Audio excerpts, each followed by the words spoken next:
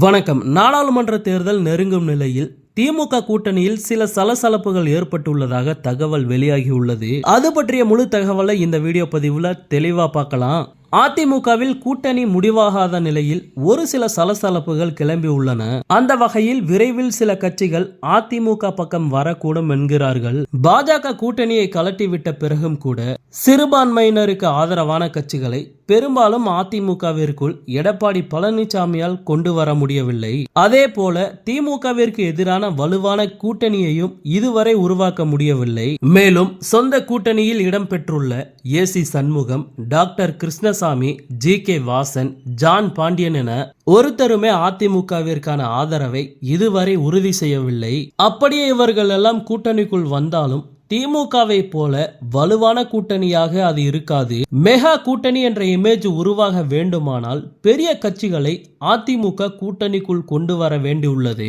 அதனால் தான் மக்கள் நீதி மய்யம் கமலஹாசனை கூட்டணிக்குள் கொண்டு வரும் முயற்சியை அதிமுக எடுத்ததாக சொன்னார்கள். ஆனால் பச்சை சிக்னல் கமலிடமிருந்து வரவில்லை. பிறகு சீமானுக்கு குறி வைத்திருப்பதாக சொன்னார்கள். ஆனால் அவ்வளவு சீக்கிரம் அதிமுக கூட்டணிக்கு சீமான் ஓகே சொல்வாரா என்று தெரியவில்லை. அதனால் திமுக கூட்டணிக்குள் கல்லறிந்து பார்க்கும் முயற்சியையும் அதிமுக மேற்கொண்டது. அந்த வகையில் திருமாவளவன் அதிமுகவுடன் கூட்டணி வைப்பாரா என்ற ஆர்வம் எகிரியது. ஆனால் திமுகவுடன் தன்னுடைய கூட்டணியை பலமுறை உறுதி செய்துவிட்டார் திருமாவளவன்.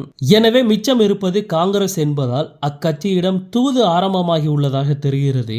காங்கிரஸை பொறுத்தவரை இந்த முறை 10 சீட்டுக்கும் குறையாமல் போட்டியிடும் முடிவில் உள்ளது. ஆனால் திமுகவில் அவ்வளவு சீட்டுகள் தருவார்களா என்று தெரியவில்லை. 20 சீட்டுகளை கூட காங்கிரசுக்கு ஒதுக்க அதிமுக மேலிடம் தயாராக இருக்கும்போது இந்த விஷயம் ராகுல் வரை கொண்டு செல்லப்பட்டுள்ளது. ஆனால் திமுகவுடன் எந்த விதமான நெருடலும் இல்லாத போது எதுக்காக அதிமுக கூட்டணியை பற்றி பேசுகிறீர்கள் என்று தமிழக காங்கிரஸ் சீனியர்களிடம் கடிந்து கொண்டாராம் ராகுல் காந்தி. திமுகவுடன் நல்லுறவு என்பதில் ராகுல் உறுதியாக இருந்தாலும் கூட சில நெருடல்கள் காங்கிரஸ் மற்றும் திமுக இடையே நிலவி கொண்டுதான் இருக்கிறதாம். குறிப்பாக உதயநிதி ஸ்டாலினின் சனாதன தர்ம எதிர்ப்பு பேச்சு டெல்லி காங்கிரஸ் தலைவர்களிடையே அதிருப்தியை ஏற்படுத்தி இருக்கிறதாம். அது மட்டுமல்ல, 5 மாநில தேர்தல்களில் காங்கிரஸ் தோல்விக்கு காரணமே உதயநிதி ஸ்டாலின் அவர்கள் பேசிய சனாதன எதிர்ப்பு பேச்சுதான் என்கிறார்களாம் டெல்லி காங்கிரஸ் தலைவர்கள்.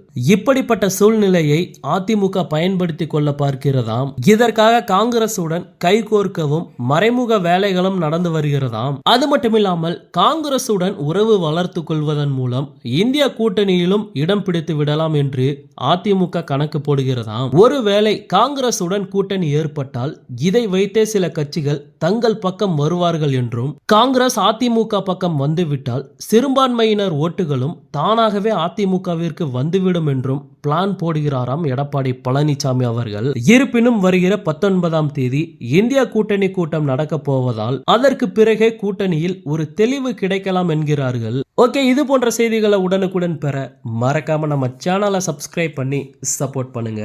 நன்றி.